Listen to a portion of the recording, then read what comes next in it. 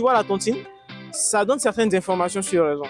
Ça permet de savoir, par exemple, que certaines personnes ont la capacité de produire de l'argent, d'autres ont la capacité de pouvoir épargner de l'argent. Ce qu'on veut, c'est permettre aux gens, justement, de pouvoir utiliser leur tontine pour pouvoir avoir accès à d'autres services financiers. Je suis Al-Hassan Doumbia, entrepreneur FinTech, et aujourd'hui, je suis sur 54 Médias.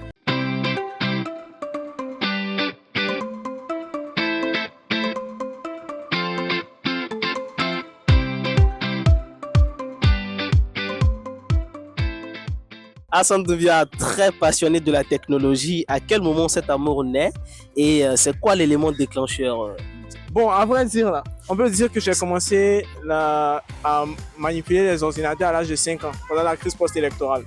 Et puis depuis lors, bon, on a commencé à s'habituer à l'outil informatique. Et c'est quoi ton parcours scolaire, ton parcours académique?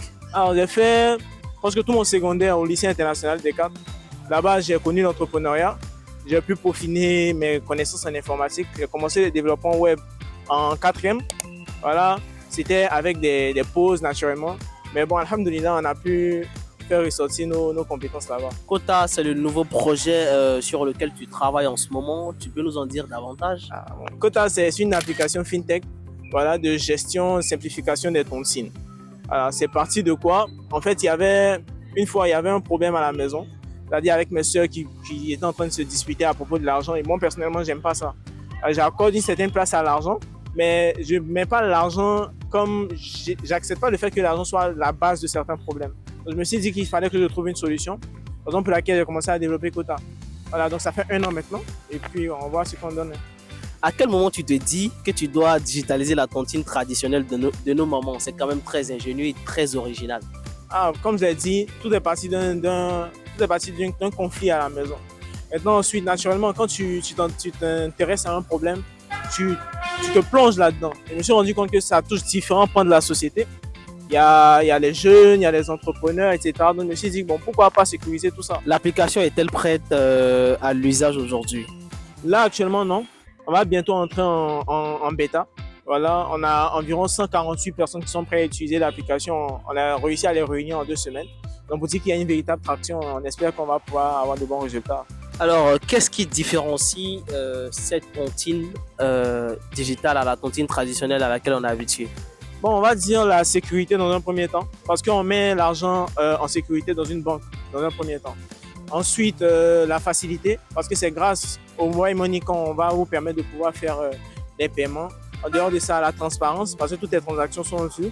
Et à court terme, ce qu'on veut, c'est permettre aux gens justement de pouvoir utiliser leur tontine pour pouvoir avoir accès à d'autres services financiers. Aux citoyens lambda qui se dit on n'est pas sûr parce qu'on ne voit pas l'argent, les risques sont élevés, qu'est-ce que tu lui réponds? Bon, après, j'ai envie de dire, pour le mobile money, on utilise tous Wave aujourd'hui. Wave, on ne voit pas notre argent. Par contre, on l'utilise. Voilà, donc c'est quasi pareil. Et comme je l'ai dit, notre objectif là, c'est de véritablement permettre, parce que tu vois, la tontine, ça donne certaines informations sur les gens. Ça permet de savoir, par exemple, que certaines personnes ont la capacité de produire de l'argent, d'autres ont la capacité de pouvoir épargner de l'argent. Ces données-là permettent justement de pouvoir avoir accès à certains services financiers au niveau de la banque.